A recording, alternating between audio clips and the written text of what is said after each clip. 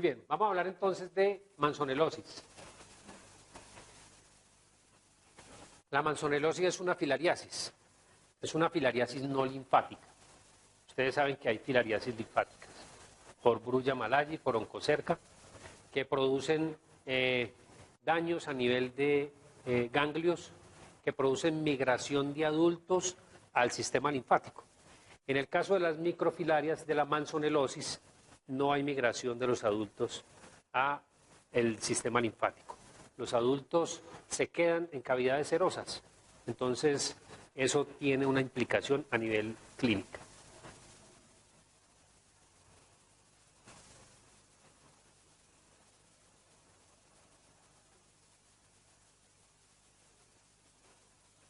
Entonces, le llamamos manzonelosis a la infección por filarias del género Manzonella.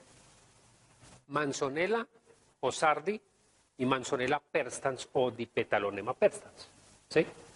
Son dos especies que viven en simpatría, viven en una misma área, son transmitidas por el mismo vector y comparten algunas características fisiológicas. Los adultos de la filaria no migran a los vasos linfáticos, como hablamos hace un momento, a diferencia de los de otra filariasis, sino que migran a cavidades serosas. La mayoría de casos son asintomáticos, al menos en Manzonella osardi. Sin embargo, Manzonella perstans tiene casos o se han reportado síntomas. Pero la cuestión es que a nivel de Manzonella perstans han habido mucho más estudios con mayor cantidad de personas involucradas. Manzonella perstans se da en poblaciones de América sin voz y sin trabajos serios que respalden las características de los signos y los síntomas. En estas poblaciones, Brasil, por ejemplo, el alto río Yapurá equivale al bajo río Caquetá nuestro, porque es el mismo río que atraviesa los dos países. Han encontrado prevalencias hasta del 45% en estas poblaciones. Nosotros en el Baupés tenemos áreas del 30% de personas afectadas con Manzonella. Y cuando hacemos gota gruesa para malaria, encontramos de que casi un 40% de personas negativas para malaria son positivas para Manzonella. Entonces, no podemos concluirlo como lo estamos diciendo de fácil. Hay que hacer estudios. Esos estudios requieren de recursos y requieren de asociados, requieren de aliados, requiere de gente y de centros de investigación, que muy pocos prácticamente quieren estar en estos lugares. Entonces, esa sintomatología no ha sido claramente estudiada. No es que efectivamente Manzonella osardi genere menos daño que Manzonella perstans. Es que no ha sido claramente estudiada en esos contextos de altísima prevalencia.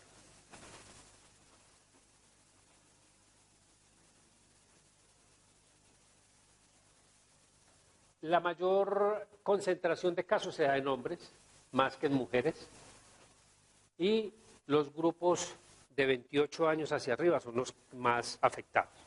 Eso es claro porque son las personas que tienen más contacto con el río, son las personas que tienen más contacto con la selva, además son las personas que han estado por más tiempo expuestos a la picadura de los vectores. Los vectores son culicoides, ¿no?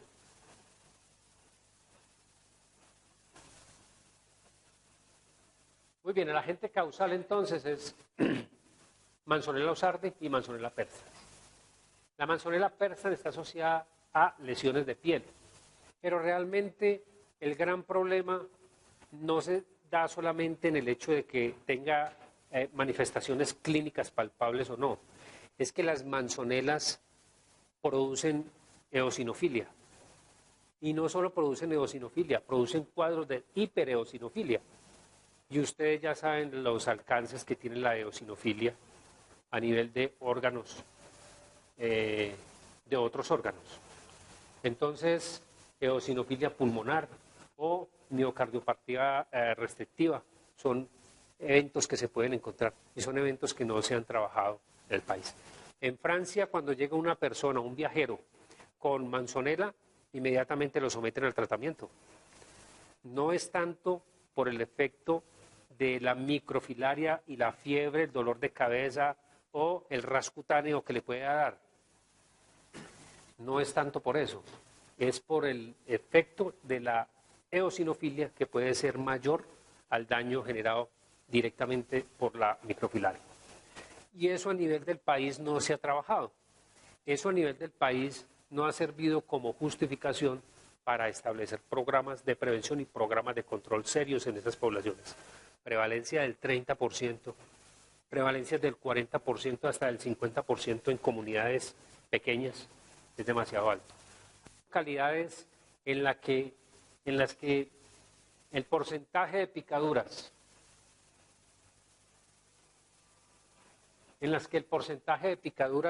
excede, el índice de picadura hora persona excede los 720 mosquitos y genera en la piel más de 80 a 100 picaduras por centímetro cuadrado de piel. Entonces, en estos lugares es de esperarse una prevalencia mayor del 50% cuando tenemos personas infectadas y cuando tenemos otros reservorios infectados.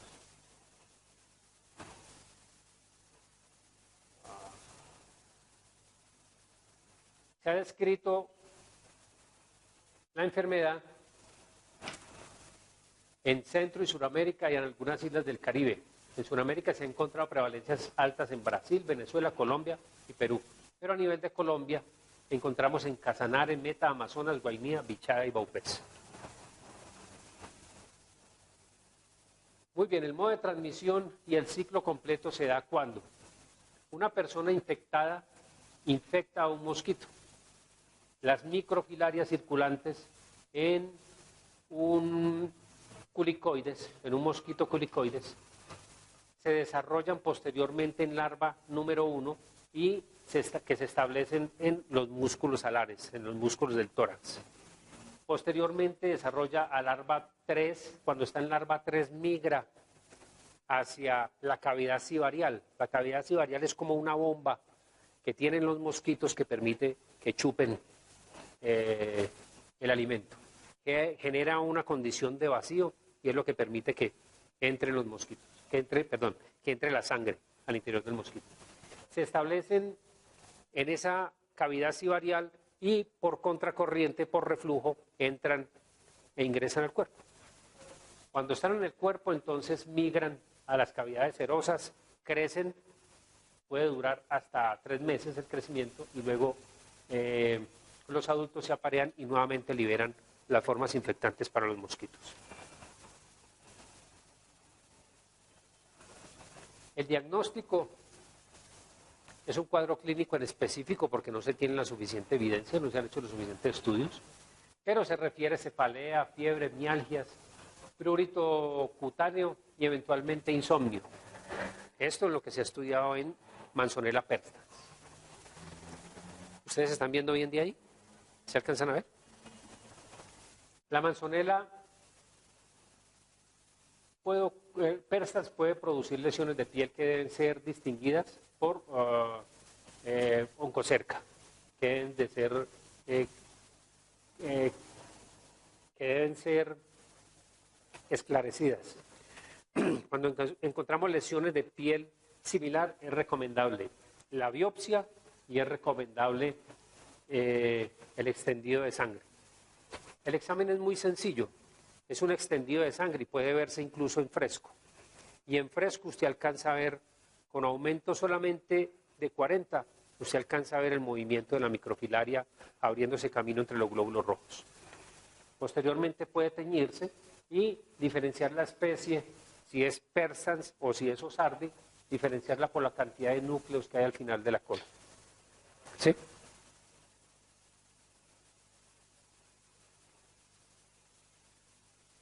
El periodo de transmisibilidad, entonces no se conoce exactamente el periodo de transmisibilidad.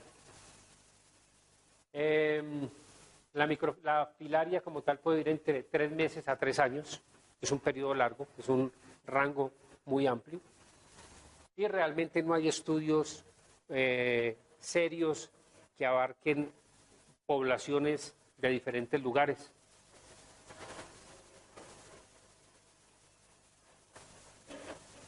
El tratamiento se realiza con ivermectina, 140 a 150 microgramos por kilogramo en dosis única.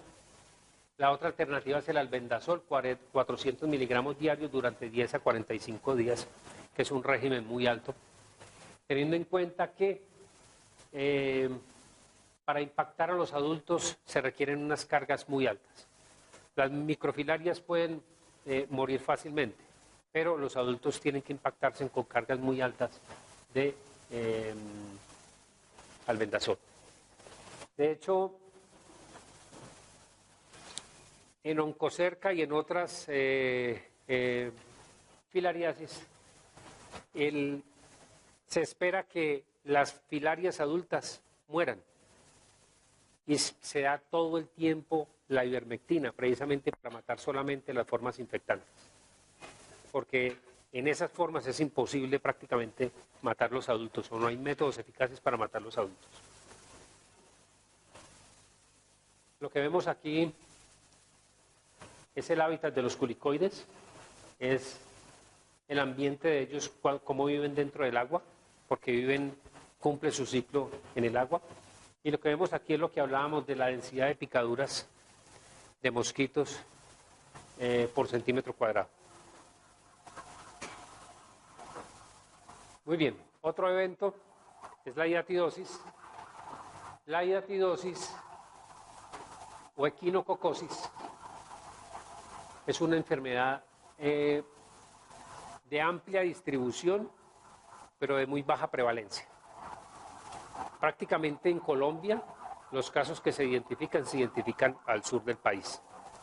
Es endémica en Argentina, en Chile y en otros países que lo vamos a ver ahora. Pero mortalidad asociada se ha generado prácticamente en la Amazonía. Lamentablemente, nos hemos dado cuenta de la existencia de la enfermedad y de la persistencia de la enfermedad cuando se hacen análisis post-mortem, porque no hay el programa asociado ni está la capacidad para hacer la búsqueda de la enfermedad en la fase crónica.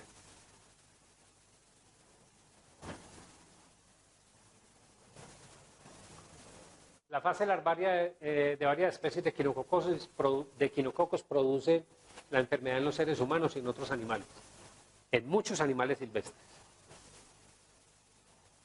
Tenemos 4 especies de equinococos.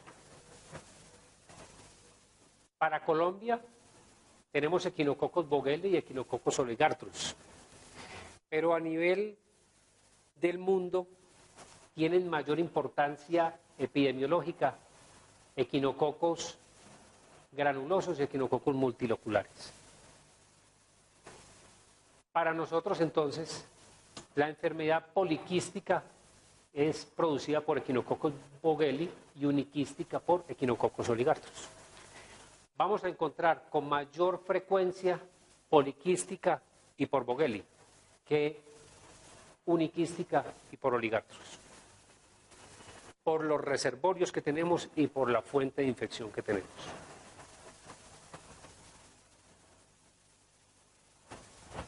Se conocen 2 ciclos de vida del parásito, uno silvestre, que está dado y descrito exclusivamente para Espeotus venaticus y Atilocinus microtis, que son 2 perros de monte, y Agutíes, Agutí paca, que es la lapa, tinajo, borugo, también le llaman guagua, le conocen en el interior como guagua. Bueno, entonces estos animales tienen una asociación permanente y estrecha, como depredador y como presa. Y la infección ocurre naturalmente en este ciclo. El hombre ingresa accidentalmente y genera un ciclo que lo vamos a ver más adelante, el ciclo domiciliario. Entonces, la fotografía que vimos hace un momento de la asociación directa de la población con su entorno, con la cacería y lo que representa la cacería para la gente, nos hace suponer más la presencia de muertes por estas causas, nos hace suponer de que la prevalencia es alta en estas poblaciones. Lo que pasa es que no han habido los estudios suficientes para esclarecer. El agente causal entonces es una tenia, el equinococos es una tenia. Lo que pasa es que la forma larvaria, que son los quistes, son los que nos producen la enfermedad. Pero el equinococos como tal es una tenia de diferente longitud dependiendo de la especie. La clasificación se hace teniendo en cuenta estructuras del útero y el poro genital a nivel del adulto. Pero a nivel de la larva o de la forma quística se reconoce a través de los ganchos rostelares que se encuentran al interior de la hidátide. La hidátide es esa bolsita que se forma, lo que vimos en las diapositivas anteriores. Son estas bolsas de tejido que es lo que produce prácticamente el daño y lo que produce la enfermedad como tal. Entonces, al interior de la hidátide se encuentran los ganchos rostelares, que son los que nos permiten la clasificación. El gancho rostelar es una forma infectante y el gancho rostelar nos da las características, nos permite a través de la identificación, la longitud del mango y de la hoja y la longitud total, nos permite clasificar qué tipo de equinococos es, ¿sí? Y hacer un diagnóstico etiológico como tal de la enfermedad. Lo que dijimos hace un momento, equinococos Vogeli es el más abundante para el país. La distribución entonces, a pesar de que se da casi en todo el mundo, Colombia está clasificado como de transmisión esporádica. Sin embargo, si vemos países endémicos como Perú y Brasil, encontramos que la Amazonía colombiana entra en ese grupo. O sea que lo que nos falta prácticamente son realizar estudios serios para determinar el estado del país con respecto a esta patología. El reservorio no solamente es agutí paca, el reservorio son aguchíes, agutí, otro tipo de dacipróctidos, la guara, monos, los micos se infectan también.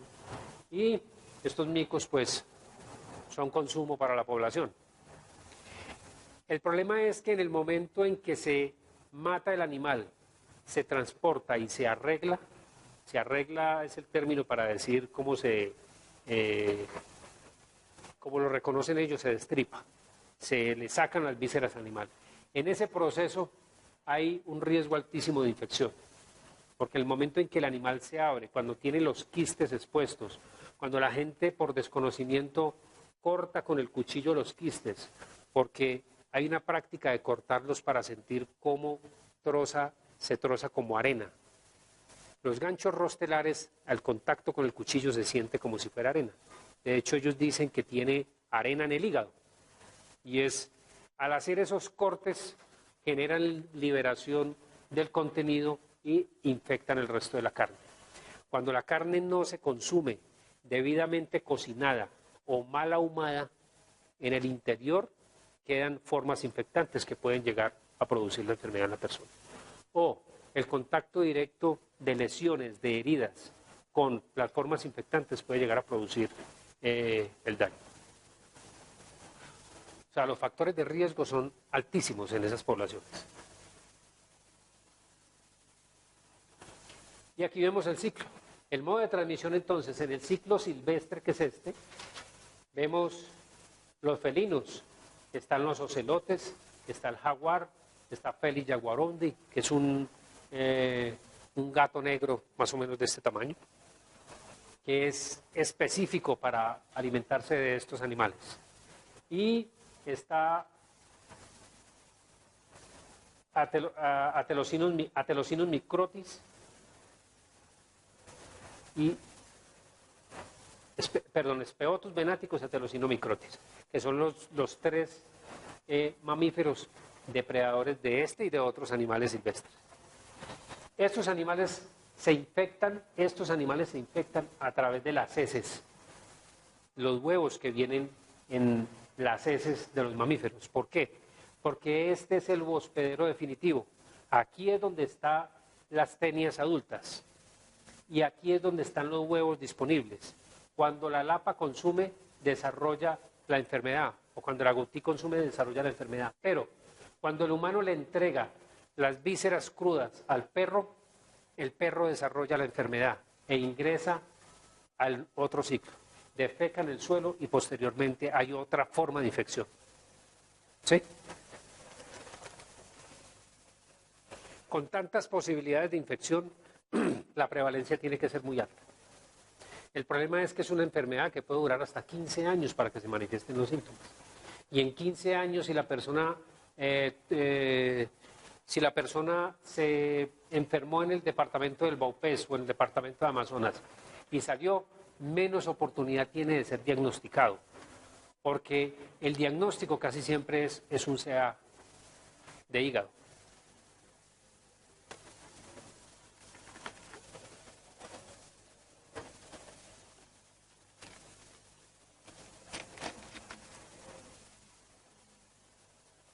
Periodo de transmisibilidad, el periodo de incubación, entonces miren, hasta 15 años. Periodo de transmisibilidad del ser humano no es infectante. ¿Por qué? Porque el ser humano no es un hospedero definitivo. El ser humano no desarrolla las tenias. El ser humano tiene solamente formas intermediarias. El ser humano se enferma, pero no transmite la enfermedad. Y el ser humano transmitiría la enfermedad donde fuese consumido, cosa que no ocurre.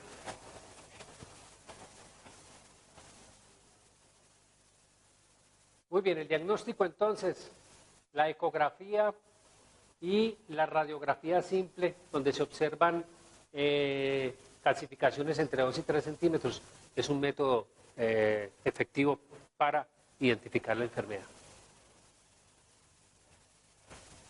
Los laboratorios no son tan útiles. Los laboratorios son útiles en el momento en que ya tenemos identificada la enfermedad. ¿Por qué? Porque podemos ver el espectro del daño. El daño que producen los quistes hidatídicos se dan principalmente por el efecto de masa. Lo que hace el quiste hidatídico es desplazar las estructuras de la cavidad.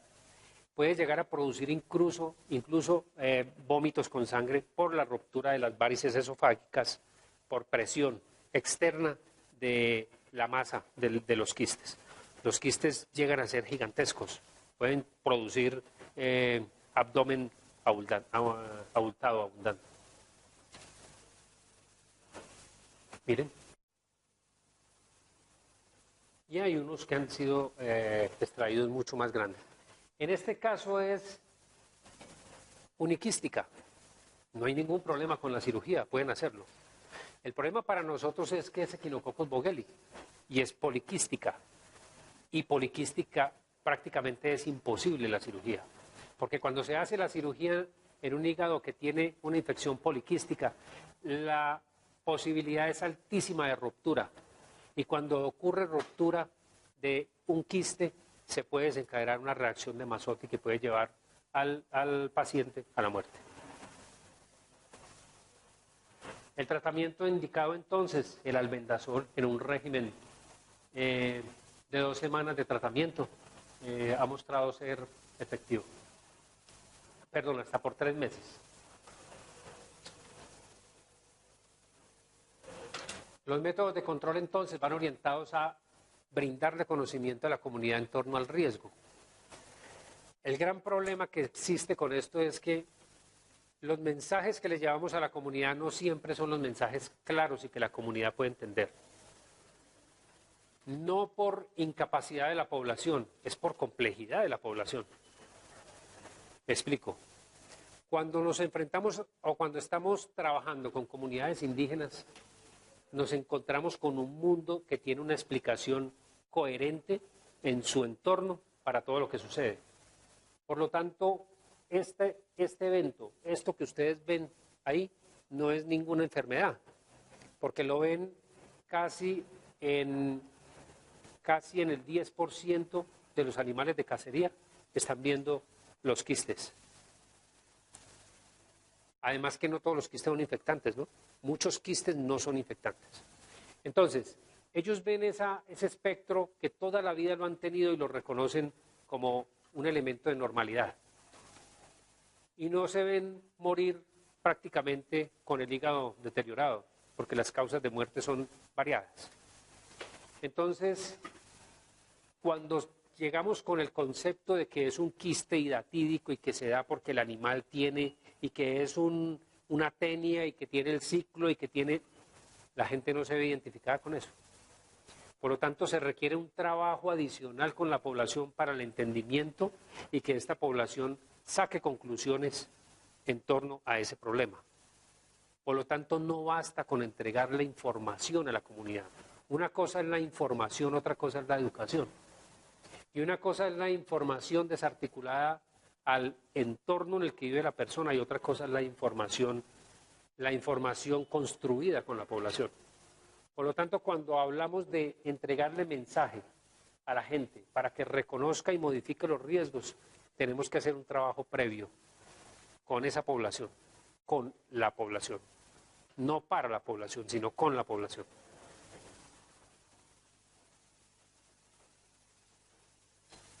Concertar con la comunidad los mecanismos para no entregarle a los perros esta forma infectante. Es el principal factor de riesgo. Porque si le entregamos los hígados contaminados al perro, pues el perro se va a contaminar y luego a través de las heces nos va a dejar las formas infectantes disponibles. Porque es un carnívoro y sí desarrolla el ciclo completo. En el perro se encuentran las tenias.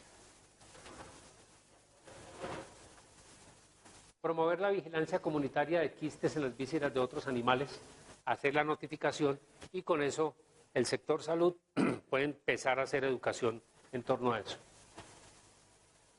Y medidas orientadas a el saneamiento básico de las viviendas y la promoción de la higiene personal, que es transversal para muchas de las patologías. Esta es la bibliografía. Y entramos a otra patología. ¿Alguna pregunta hasta aquí? ¿Me preocupa el silencio? ¿Alguna pregunta?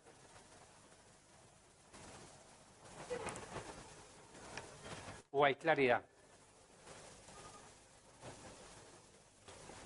Bueno, eso me tranquiliza. Muy bien. Otra enfermedad, otro evento que es de circulación en la Amazonía es la lobomicosis o enfermedad de Jorge Lobo.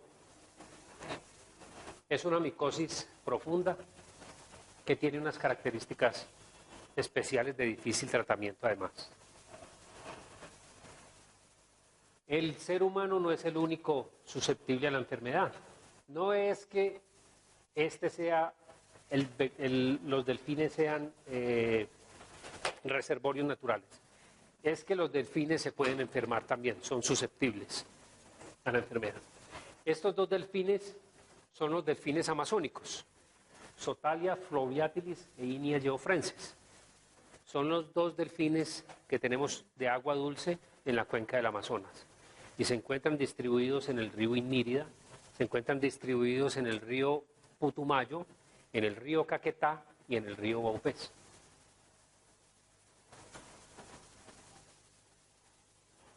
La descripción de la enfermedad, entonces, lo dijimos, es una enfermedad fúngica, profunda, crónica, granulomatosa, causada por la inoculación del hongo en el piel o el tejido celular subcutáneo. Generalmente se produce cuando hay heridas, cuando hay lesiones, pero además se requiere un componente de falla a nivel de inmunidad celular, un comportamiento similar al que ocurre con Histoplasma capsulato, en el que son patógenos oportunistas. Sin embargo, la frecuencia en la Amazonía nos da indicios de que hay un mecanismo muy complejo que opera, ¿sí? No se conoce bien ni siquiera el sitio donde el hongo se está criando. Si es donde está el hongo multiplicándose. Si es en el agua, si es en la materia orgánica descompuesta, si es en tejido vegetal vivo o si es simplemente en el suelo. Entonces no hay claridad, no hay suficiente trabajo desarrollado con respecto a esta patología. El hongo permanece en el tejido cutáneo y subcutáneo, el crecimiento es muy lento. Y la persona consulta después de 4 o 5 años de la lesión, porque el crecimiento es demasiado lento y no genera un dolor ni genera una molestia muy sentida. El agente causal es la Acacia loboi, que ha tenido muchísimos nombres. Se le ha cambiado de nombre, casi cada persona que ha querido estudiar le ha cambiado de nombre. Pero el último reconocido es la Acacia loboi. Lo que no se ha cambiado es la terminación loboi, porque fue Jorge Lobo, un brasilero, el que lo describió en unos pacientes. Y eso nos da indicios de su distribución. Básicamente su distribución es de la cuenca amazónica. Se caracteriza por presencia de levaduras, de estructuras levaduriformes cuando se hace el KOH, cuando se hace el examen directo.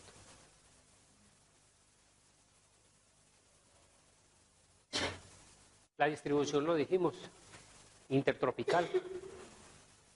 Colombia, Ecuador, Venezuela, Guyana y Bolivia, Perú y Surinam son los que tienen mayor porcentaje de casos.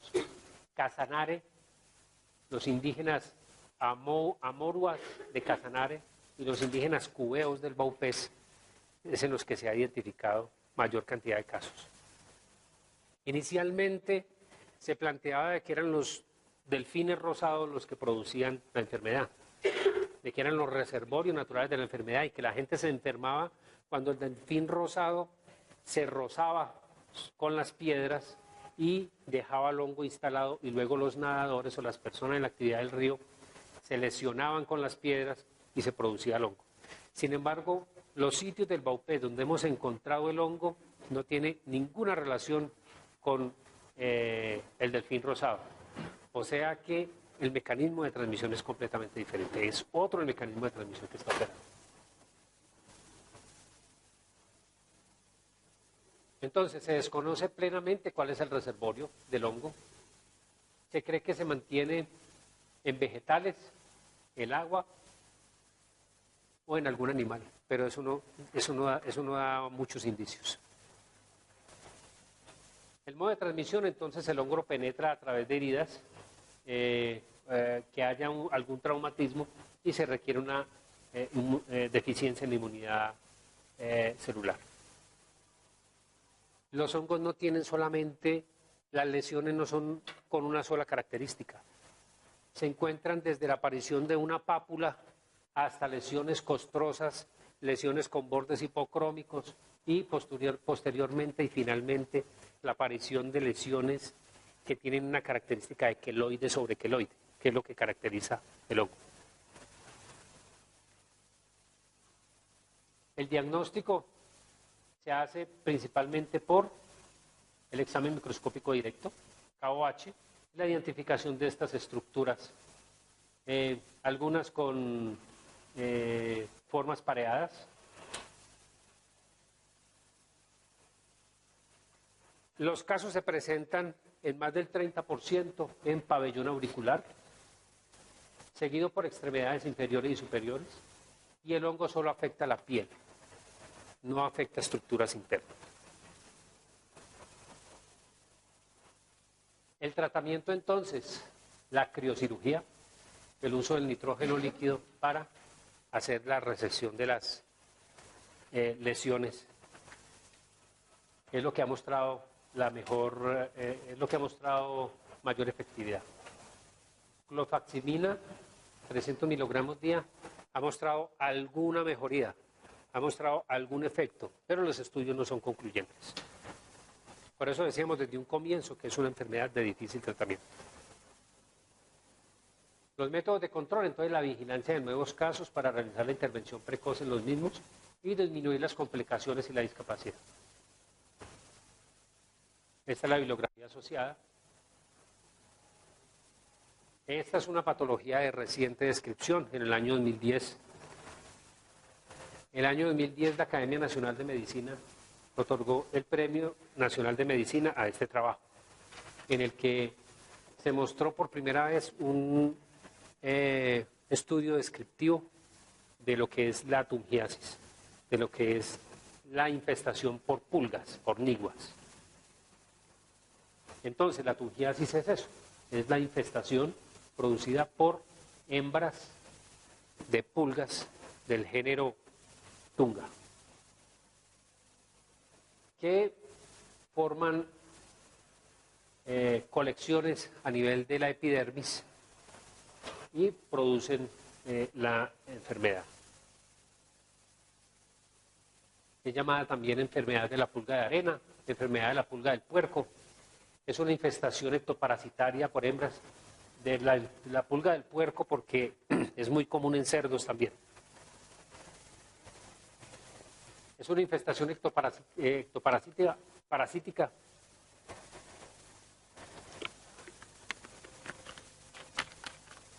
por hembras de Tunga penetrans. La persona que más ha trabajado con esto es el doctor George Huckelbach, de Brasil. La descripción en el CIE-10 es B88.1. Y esta es la característica de la infección, de la infestación, porque no es una infección, es una infestación generada por un artrópodo que se aloja en la piel. Es una ectoparasitosis, porque afecta capas no profundas de la piel. La Tunga penetrans se caracteriza por la presencia de un margen anterior de forma angular que le permite romper la piel. Por adaptación en las patas anteriores, por una probosis muy larga y por un saco que le protege la antena en el momento de la penetración. La ausencia de tecnidios, que son unas estructuras que tienen el resto de pulgas aquí y aquí, que les sirve precisamente para agarrarse el pelo de los animales o de los mamíferos. Esta no necesita nada de eso. De hecho, se ha liberado de todo eso para su adaptación a la vida ectoparasítica.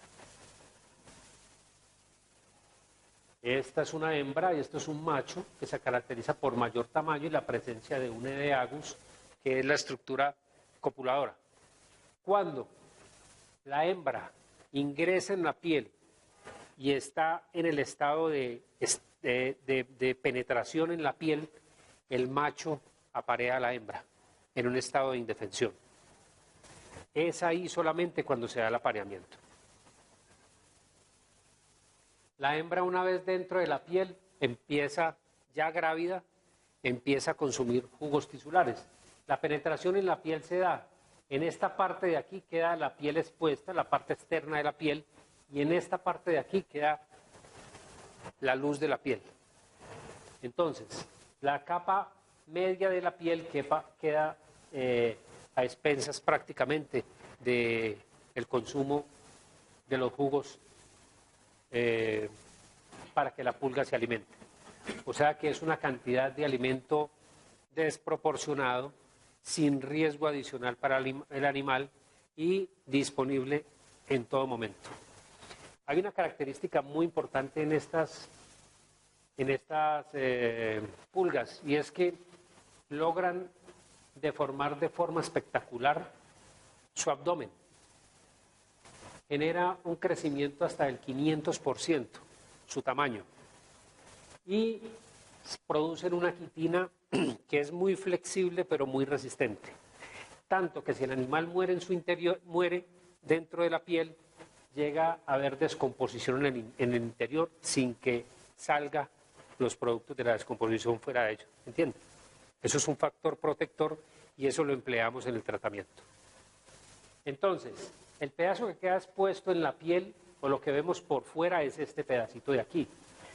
Todos los espiráculos respiratorios que ven ustedes aquí eran estas estructuras que estaban aquí cuando empezaron a migrar. O sea que ella migra todas sus estructuras respiratorias hacia el punto cercano hacia el poro cercano, se denomina poro genital, hacia el poro cercano a la piel. Y toda la cabeza queda clavada. Esto es lo que vemos desde afuera. Esto es una nigua ya metida. Y esto es lo que vemos desde afuera. Y aquí le vemos los espiráculos respiratorios a la nigua. Y esto es un pedazo de piel que queda como opérculo, cubriendo la estructura. Es una adaptación espectacular. Tiene, a pesar de lo molesta, tiene una adaptación espectacular. Doctora, ¿usted le han dado niguas? ¿No? Bueno. Es muy prevalente, es muy prevalente, es muy frecuente. De 10 personas que visitan la Amazonía, muy probablemente 3 regresen con niguas. ¿Sí? Lo importante es reconocerla y extraerla rápidamente. Eso es lo importante. ¿A quién le ha dado niguas? ¿Quién de aquí ha tenido niguas? Pero no van a dejar de ir a la Amazonía por las niguas, ¿no? Bueno, el ciclo entonces empieza cuando una persona infectada o un perro infestado o un cerdo infestado o un animal del monte infestado libera los huevos. Esos huevos a los 3 o 4 días eclosionan. De la eclosión sale una larva que pasa por 3 estadios, perdón. Esa larva dura entre 10 y 18 días alimentándose de detritos en el suelo, alimentándose de restos de piel, de restos de cabello, de restos de alimentos que quedan en el suelo. Posteriormente, la larva empupa y dura entre 9 y 15 días como pupa. Libera, posteriormente salen de la pupa los adultos, los cuales ingresan a la piel y se aparean. Este es el ciclo de la transmisión. Posteriormente la hembra se embebe, nuevamente produce los huevos y nuevamente repite el ciclo.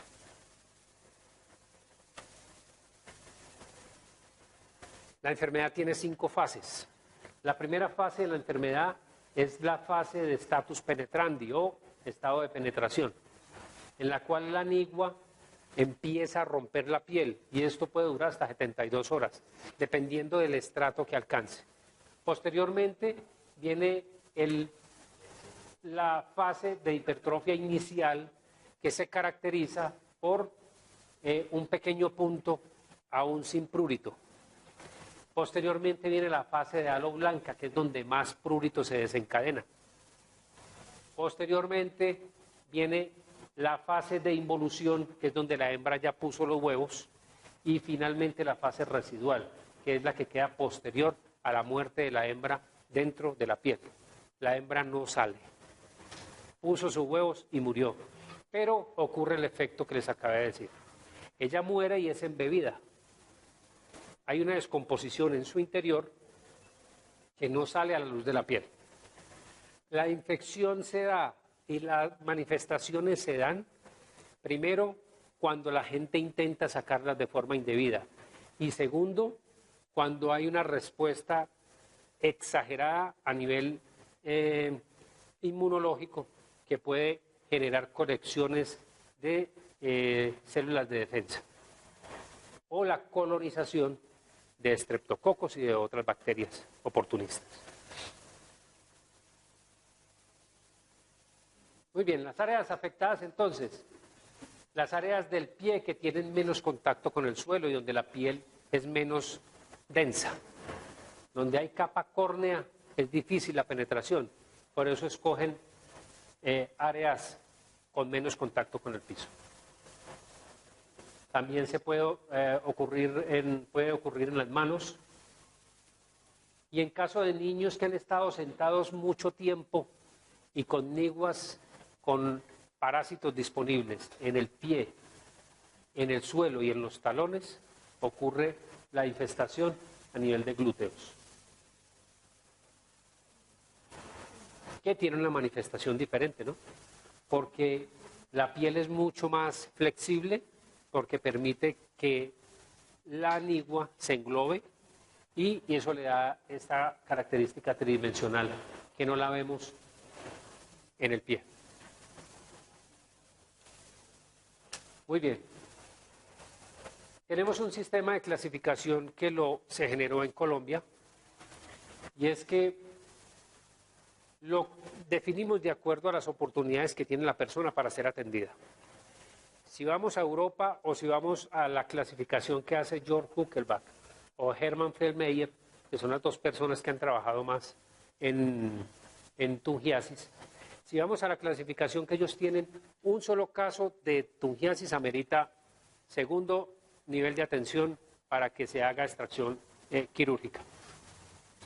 Sin embargo, las posibilidades de la Amazonía no dan para eso, porque no podemos desplazar a un paciente con un costo de 5 millones de pesos para que le saquen una nigua, cuando es un elemento que en la comunidad es tan cotidiano. Esa es otra característica de estas enfermedades. Escabiosis, tungiasis, pediculosis son enfermedades tan frecuentes en la población que la población no las asume como una enfermedad. Lamentablemente, porque eso es muestra del abandono al que ha estado sometida la población, de que ni siquiera la información le ha llegado en la forma adecuada y de que ni siquiera el Estado ha tenido la agudeza para intervenir un problema de estos con semejante magnitud y con los alcances que mencionamos en el interior. Porque encontramos niños que tienen niguas, es decir, tungiasis, pero también tienen escabiosis, pero también tienen geohelmintos, pero también tienen pediculosis. Y cuando vamos a ver los efectos de estas ectoparasitosis que no son asumidas como de importancia médica, cuando vamos a ver el efecto de ellos en el coeficiente intelectual, encontramos que reducen la capacidad de la gente de salir, de romper el ciclo de la pobreza, de cerrar la brecha. Encontramos de que niños con varias patologías, con patologías desatendidas que se sobreponen, tienen mayor riesgo de morir o de disminuir su capacidad intelectual. Muy bien, entonces decimos que de 1 a 4 niguas lo maneja la comunidad. Y es un caso leve. Repórtenmelo, pero manéjenlo. Y más adelante vamos a ver cómo es el manejo que les enseñamos a la gente, cómo se hace. Porque la extracción de la nigua tiene unas implicaciones importantes en este ambiente. Porque una nigua mal extraída puede generar un daño mayor a no sacarla. ¿Sí? Y lo vamos a ver. Entonces, moderado, cuando hay de 5 a 19 niguas y se hace a través del auxiliar de salud en la zona, donde hay auxiliar de salud, ¿no? Se hace la extracción manual. Más de 20 niguas, ahí sí, esto ya se salió de las manos.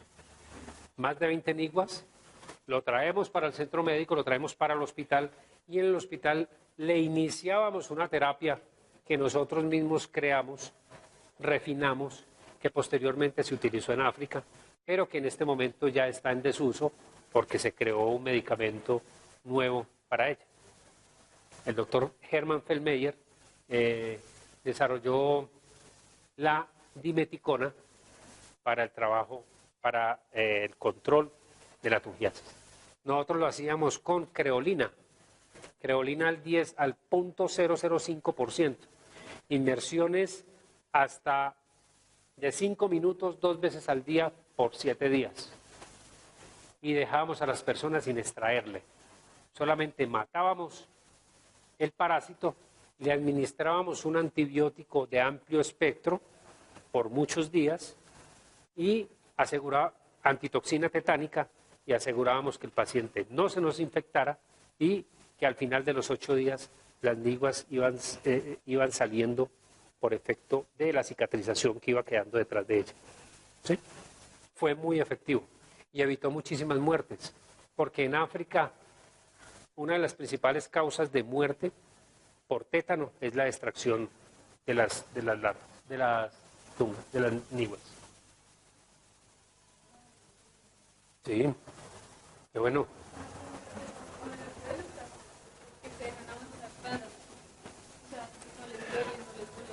Hay una adaptación espectacular del parásito. El parásito genera inmunomoduladores. De no ser así, no se desarrollaría hasta un estado de estos. Entonces, hay disminución en la molestia, en el dolor. Lo que se genera es un prurito. Es un prurito que es descrito como un delicioso prurito, porque es un prurito intenso. Y sí se presenta dificultad para caminar. Los casos severos generan postración en la población, generan que las personas ya quedan sin poder desplazarse. Lo que pasa es que para llegar a un caso severo hay otros factores. Se requiere que las personas primero no tengan personas que las cuiden, que sean personas abandonadas.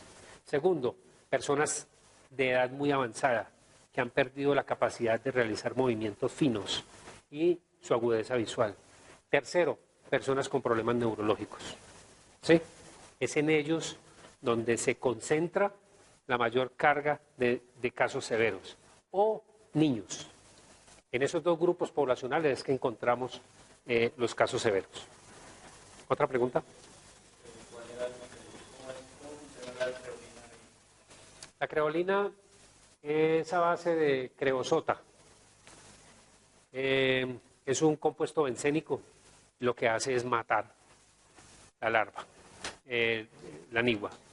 Ingresa por los espiráculos respiratorios y produce un envenenamiento en el parásito, en la pulga. Las concentraciones las desarrollamos inicialmente. Nosotros no sometimos esto a experimentación con humanos.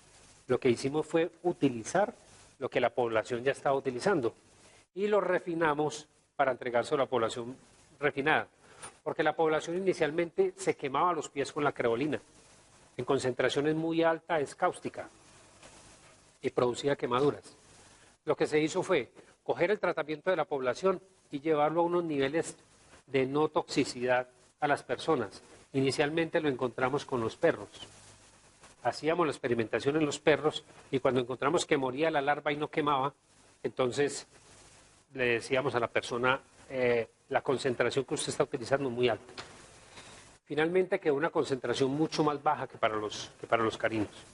Y lo que vimos es que no hay quemaduras y efectivamente la larva con ese régimen de exposición a la creolina muere y puede para la infestación como tal.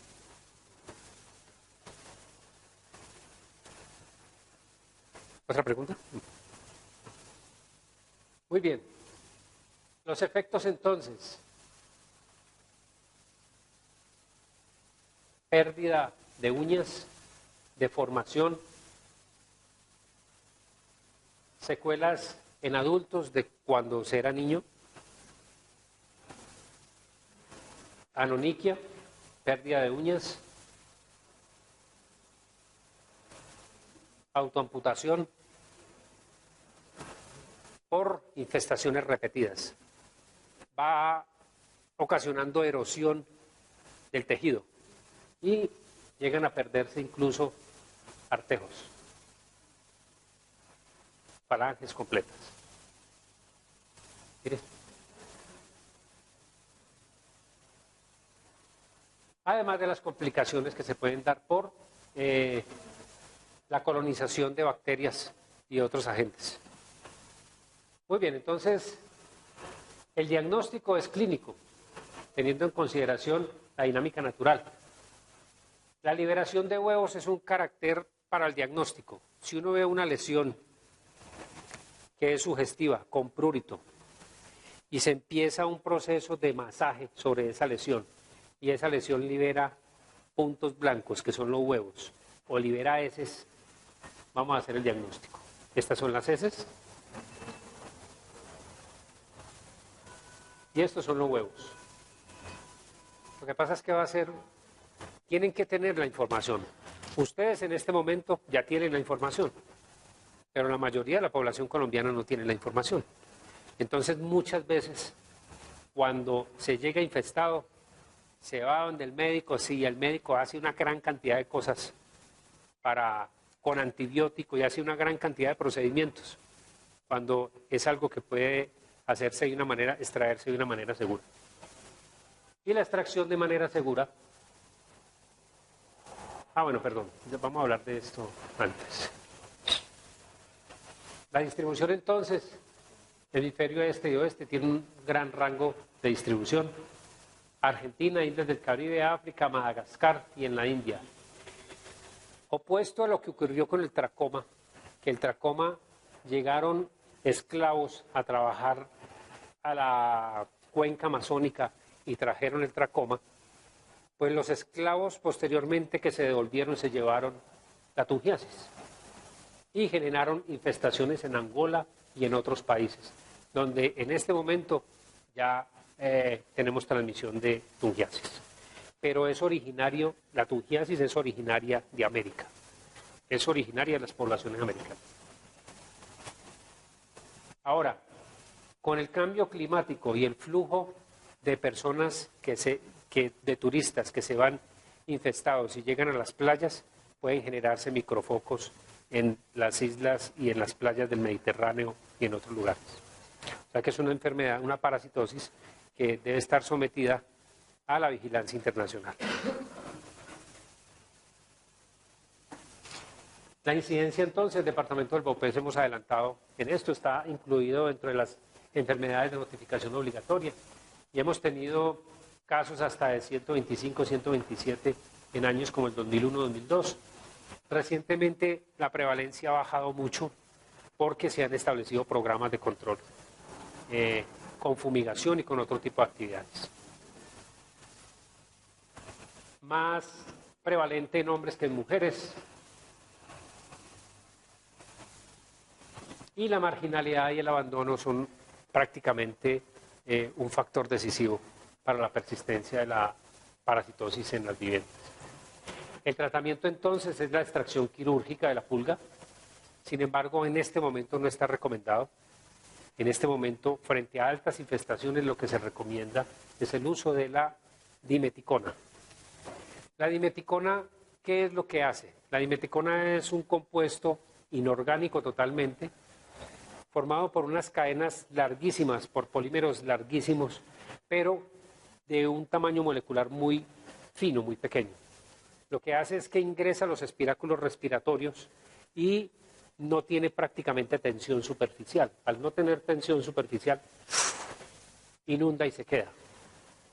Los espiráculos respiratorios de los insectos utilizan la tensión superficial para evitar el ahogamiento, la penetración del agua. Por eso el tamaño de los espiráculos determina un insecto, la probabilidad de que un insecto se ahogue o no.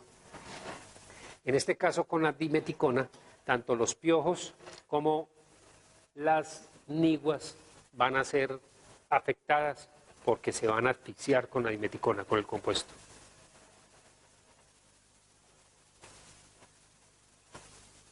Muy bien, entonces, si se va a hacer un procedimiento, debe hacerse de una manera segura. La forma como se debe hacer, hicimos el ABC de la extracción de la nigua. Lo implementamos para muchos sitios. Entonces se hacen 5 pasos. Lo primero es una desinfección del área y de la aguja o pinza y del aplicador, lo que vamos a utilizar para hacer la extracción. Con el bisel de la aguja, cerca del halo blanco, lo que se hace es hacer un pequeño corte de solo la parte córnea de la piel. Posteriormente retiramos ese opérculo de piel para exponer el cuerpo del animal, del insecto. Posteriormente lo que le realizamos es una acción mecánica de empuje y sale el animal entero.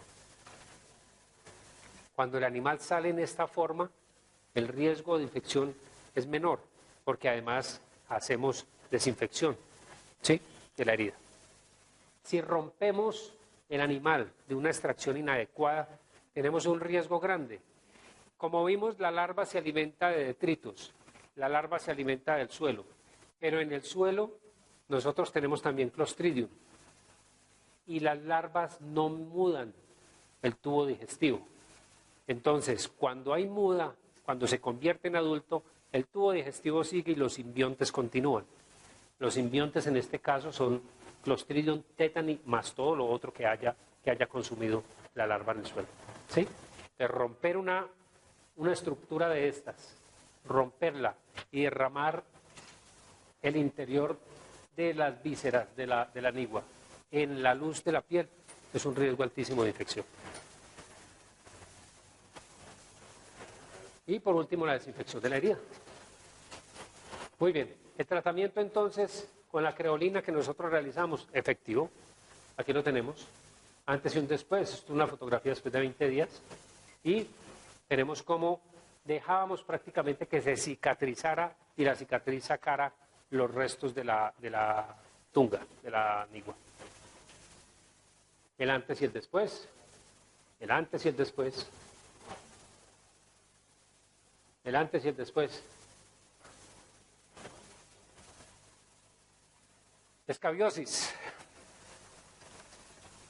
La escabiosis es otra patología que es muy prevalente. Para nosotros, Joana, el tiempo, ¿qué tiempo tenemos?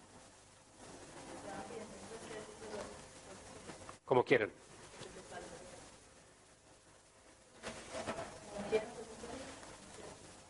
¿Un café? Sí, sí. Un café. Sí.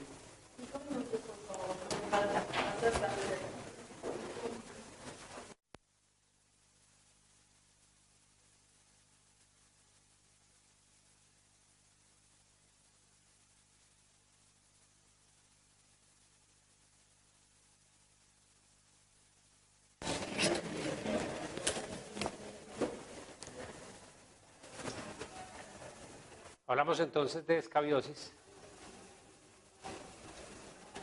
que es una enfermedad producida por un ácaro que se instala en la piel y los productos de su instalación generan una reacción a cuerpo extraño y una reacción inmunológica secundaria a los productos liberados por este insecto, perdón, este artrópodo.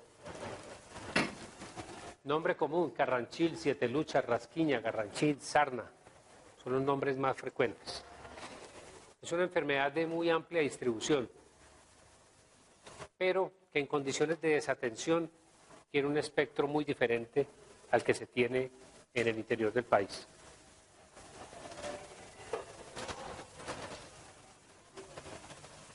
La escabiosis entonces es una infestación parasitaria.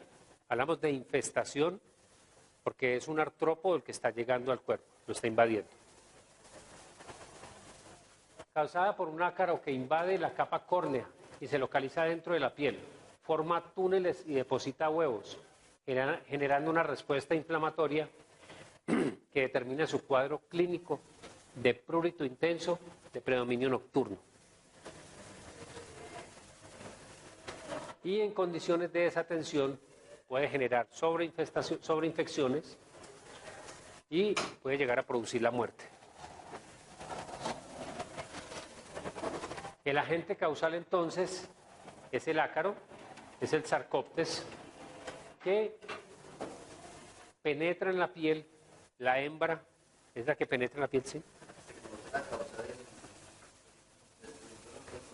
Sí, la causa del prurito nocturno, primero el movimiento del ácaro que es nocturno.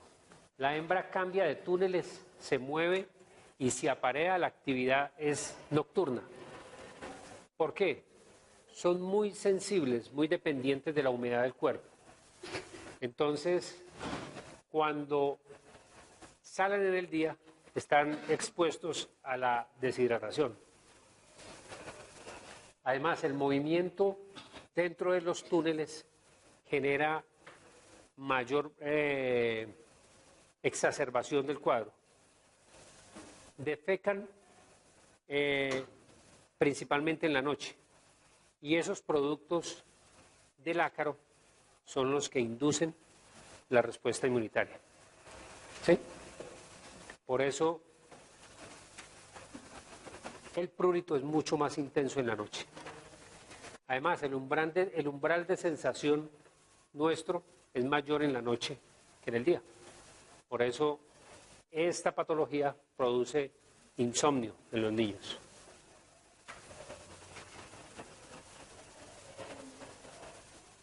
La acción del ácaro, entonces, adicional al daño que produce por la penetración, por los túneles que genera, él hace los túneles y cuando va haciendo los túneles va depositando huevos, va defecando, se va alimentando, vuelve y deposita más huevos, defeca, entonces va dejando un camino, que es esta ruta que se ve aquí de reacción. ¿Sí? Él sale, vuelve y entra, vuelve y sale, vuelve y entra, vuelve y sale, vuelve y entra. Lo hace principalmente en la noche. Ahora, no es que en la noche salga y se aleje. Él en la noche perfora, sale, vuelve y entra, vuelve y sale, vuelve y entra. ¿Sí? Y se reconocen algunas características en este proceso.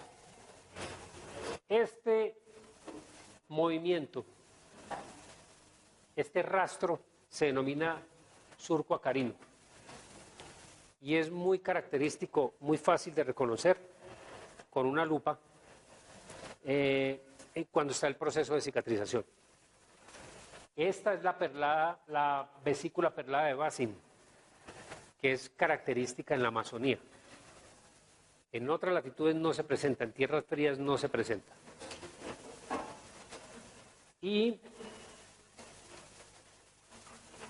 se presenta el ácaro como tal, que tiene forma de cometa. En otra diapositiva más clara lo vamos a ver. Y es que esta punta de aquí, que representa prácticamente esta estructura del ácaro, cuando está penetrando, deja un rastro que parece una cometa. Por eso le llaman el signo de la cometa, que es de uso para el diagnóstico. Ahora, se requiere entrenamiento para el reconocimiento. No es fácil de identificar. El reservorio, entonces, el hombre es el reservorio para Sarcoptes scabiei, variedad humani. ¿Por qué? Porque los perros y otros animales tienen Sarcoptes. Los gatos, los perros y otros mamíferos tienen Sarcoptes. Pero esos Sarcoptes no nos desencadenan la enfermedad. Sarcoptes scabiei es exclusivo de los humanos y le produce la infección solamente a los humanos. La enfermedad solamente a los humanos. El modo de transmisión entonces es el contacto íntimo por tiempo prolongado. No es tampoco tan fácil que se dé. El uso de hamacas y el uso de ropa no es tan efectivo. El ácaro no dura más de 4 horas por fuera del cuerpo, por lo que decíamos hace un momento. Es dependiente de la temperatura y de la humedad. Por fuera se deshidrata rápidamente y muere. Por eso las prendas de vestir, las sábanas y la cama no son tan efectivos para la transmisión. Aunque si una persona tiene ácaros, una infestación demasiado alta, en el caso por ejemplo de sarna noruega, una infestación demasiado alta, y se para, obviamente quedan ácaros. Y si una persona inmediatamente se sienta o se acuesta en ese lugar, pues puede ocurrir la infección. Pero a nivel epidemiológico no es tan importante como lo es el contacto directo. Periodo de incubación, entonces, está de 2 a 6 semanas antes de la aparición del prurito. Esto en personas que tienen por primera vez la infección. En personas que ya han estado expuestas a la acarosis, ocurre entre 1 y 4 días la reacción por el reconocimiento. La memoria inmunológica genera una respuesta rápida a los subproductos del ácaro. El diagnóstico, como lo dijimos, hay un diagnóstico clínico en ausencia de microscopio digital, que es de reciente vinculación al diagnóstico. Este sirve para el diagnóstico etiológico. Sin embargo, el hecho de que haya una persona con prurito nocturno, con lesiones en piel sugestivas, de que hayan personas en la vivienda también con prurito nocturno, es decir, que exista un nexo epidemiológico y que se pueda ver el surco acarino en algunas cicatrices, nos permite hacer el diagnóstico. Pero el diagnóstico etiológico se da con la visualización de el túnel acarino, la vesícula perlada de Wessing y el signo de cometa que lo vemos aquí. ¿Sí? Muy bien, el tratamiento entonces, la ivermectina es muy efectivo. El problema es que no lo podemos utilizar en menores de 5 años ni en mujeres embarazadas.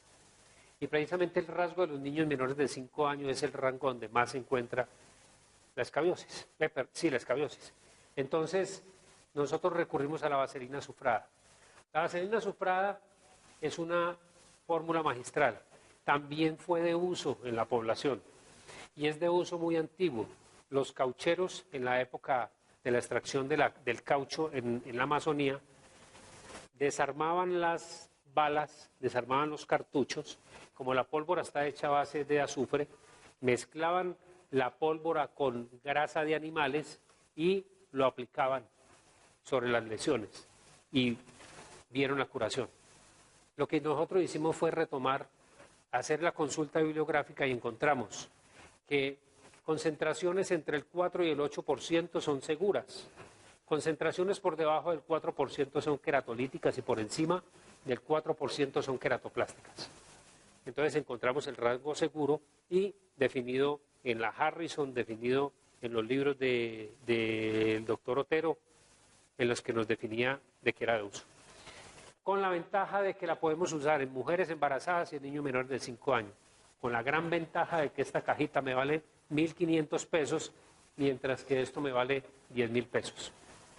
Con la gran ventaja que con esto puedo tratar toda una familia, mientras que esto necesito 5 frascos para tratar la familia. Son 6.000 pesos versus 55.000 pesos. En poblaciones que no tienen recursos y donde no llegan los programas de salud, de donde la EPS no le asegura absolutamente nada a su afiliado. Métodos de control, entonces las medidas van orientadas a la rápida curación de la persona enferma. Básicamente eso es lo que debemos hacer. La promoción sobre la ropa es importante y la vigilancia de los casos debe hacerse al menos durante 2 semanas. Cuando encontramos más del 20% de la población afectada, implementamos medicación masiva con ivermectina o con vaselina azufrada. Esto ha sido muy efectivo. La bibliografía, y entramos ahora a un grupo de fotografías de unos eventos que son muy frecuentes, pero no nos vamos a detener como en los otros, en la etiología y en todo lo otro, porque el tiempo no nos alcanza además. Entonces, lepidopterismo. El lepidopterismo es frecuente en las poblaciones amazónicas. Este es un evento que se describió para el país recientemente y es lepidopterismo por Ilesia disifex, que es la que tenemos en el departamento del Bauges. Produce estas lesiones derivadas del contacto con las espículas que en su ápice liberan calicreína y la calicreína es un inductor de respuesta.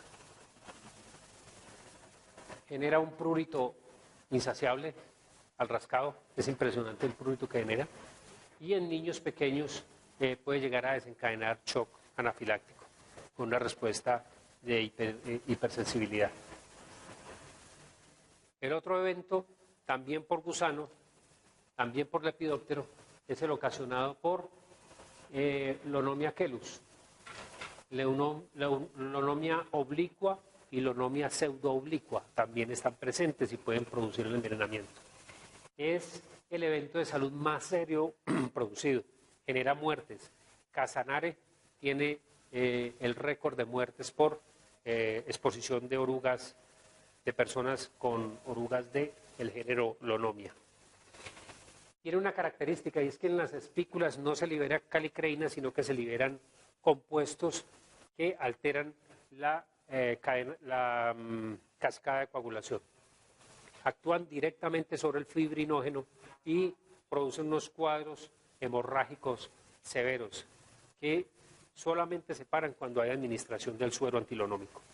Lamentablemente, hace 3 días tuvimos un caso en Caquetá y no pudimos encontrar suero antilonómico, porque el país no lo tiene, el único que lo produce es el Instituto Butantan de Brasil, y es muy difícil la consecución del suero, porque es muy difícil la elaboración del suero. El suero se elabora cogiendo muchas espículas de estas y extrayendo el veneno y haciendo inmunización de cabras y de animales para luego extraerles el suero, liofilizarlo y hacer ya el compuesto. Se inicia con una lesión simple inicial de urticaria, pero posteriormente a las 8 horas progresa con equimosis y posteriormente con otros signos hemorrágicos, gingivorragia, y va progresando los signos hemorrágicos hasta desencadenar la muerte si no se aplica el suero. El escorpionismo. El departamento registra 6 muertes en los últimos 18 años por picadura de escorpión en una población de 17.000 habitantes. Eso es el equivalente a muerte de miles de personas en una ciudad como Bogotá. Entonces, si lo vemos, y ese es el cálculo que no se hace, si nosotros lo vemos en número de casos, son muy poquitos casos, pero si lo vemos con el efecto de la tasa, encontramos de que tiene un peso gigantesco en la población. Porque son poquitos casos, pero es que es en una población mínima. Accidentes por picaduras de chinche. Los himenópteros tienen sacos que guardan veneno, sustancias corrosivas, sustancias cáusticas. Cuando una sustancia esta entra en contacto con la conjuntiva o en contacto con la córnea, puede llegar a producir quemaduras graves. En este caso, lo grave no es la conjuntivitis que se desencadenó, lo grave es el trasplante de córnea que hubo que hacerle al paciente y fue ocasionado por un chinche. Una quemadura, por suerte, con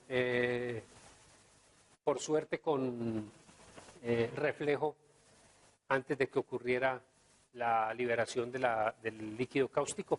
Entonces quemó prácticamente el párpado y no el interior del ojo. Otra quemadura en piel. Picaduras por himenópteros. Esto es picadura por hormigas, sonelopsis. Lo que pasa con las hormigas es que cuando nos pica 2, 3 hormigas no hay problema, y separadas. Pero cuando las hormigas pican en una densidad muy alta, los compuestos que tienen son similares a los venenos de las serpientes. Tienen fosfolipasas que actúan a nivel de la membrana celular, la descomponen y ocurren procesos de necrosis. Esto es lo que ocurrió aquí.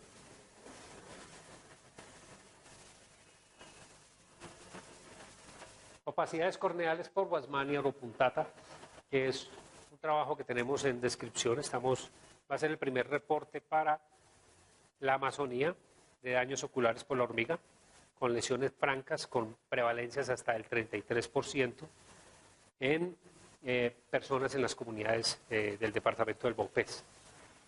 Con una característica, y es que ha sido mal identificado y mal interpretado el diagnóstico por los oftalmólogos brasileños. Los oftalmólogos brasileños confunden estas picaduras con las lesiones oculares por microfilarias. Manzonella osarde y Dipetalonema perstans, cuando mueren en la microvasculatura, pueden producir ese tipo de opacidades. Sin embargo, no tienen contemplado el diagnóstico secundario, que para nosotros ya es comprobado, porque hemos hecho trabajo con caninos, con perros, en los que hemos inoculado y hemos visto que desarrollan la opacidad. Y es esta hormiga la causante. Para poner a clavata, hormiga bala, es una hormiga de aproximadamente 1 centímetro de tamaño, pica como un escorpión y puede generar incapacidad de todo un día a una persona.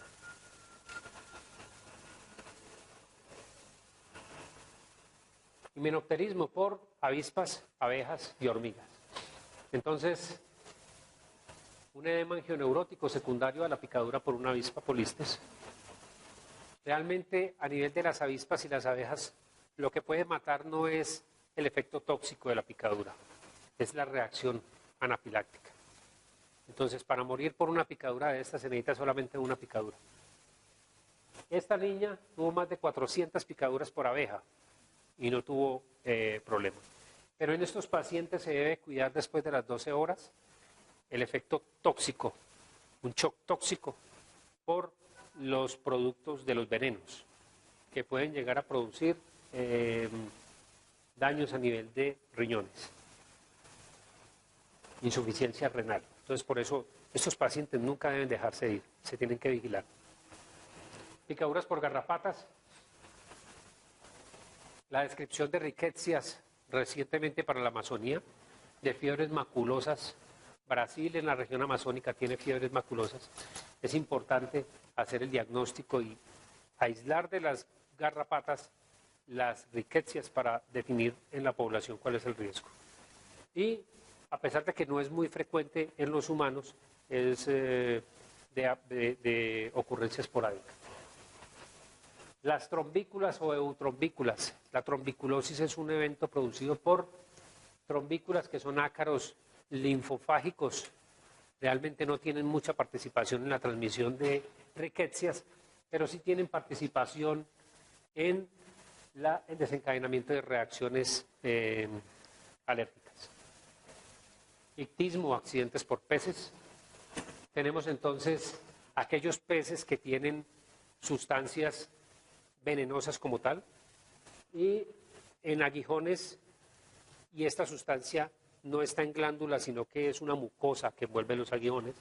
Otamotrigon magdalena, Otamotrigon motoro y orbingi son las principales en Colombia. Se encuentran en los ríos de la Amazonía, se encuentran en el río, en la parte baja del río Baupés, se encuentran en el río Caquetá, se encuentran en el río Apaporis y en el río Papunagua. Producen lesiones muy dolorosas. El tratamiento para esto es calor local.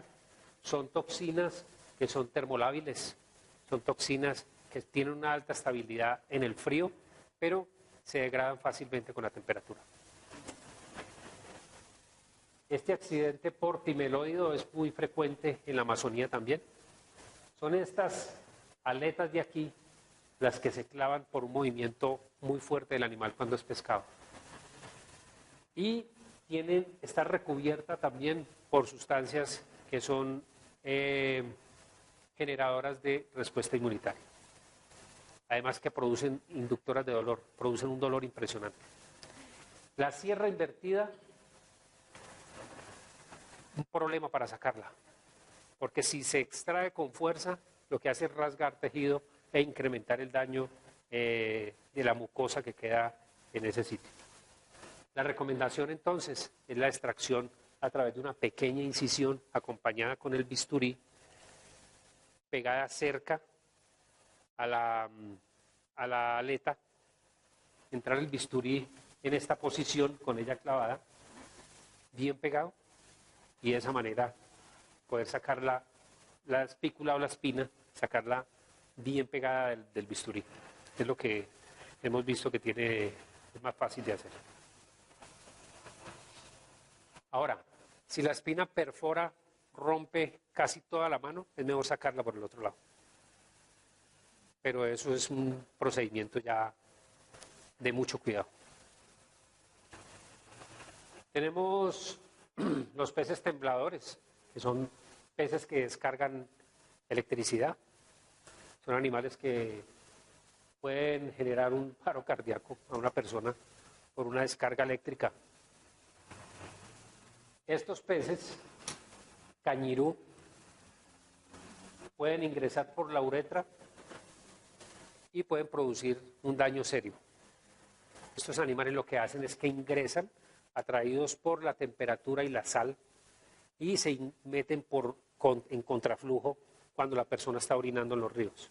Ahora, no lo hay en todos los ríos de la Amazonía. Lo hay solamente en un sector del río Caquetá, en un sector del río Apaporis. Prácticamente es en ese sitio donde lo hay.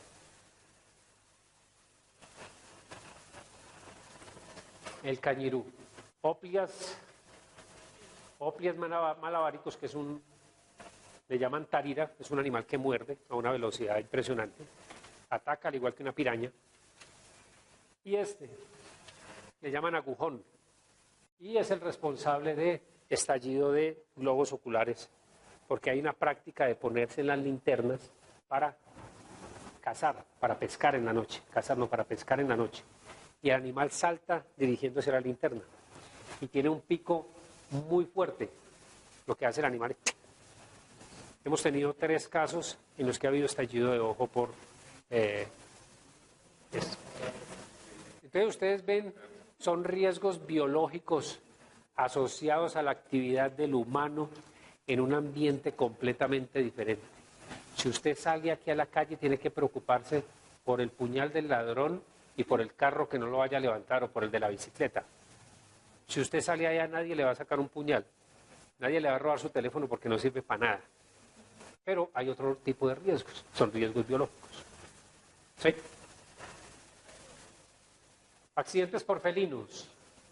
Registramos accidentes por felinos, desde ataques serios con daños a niños, adultos, ataques por cerdos salvajes, ataques por caimanes. Hace 2 años, una niña de 5 años fue devorada por un caimán de esos, en límite entre Vaupés y Amazonas. La niña se bañaba en ese sitio y el animal, una presa, un niño de 5 años, la atacó y se la comió. El accidente ofídico, muy frecuente también. Este es el espectro de la epidemiología amazónica.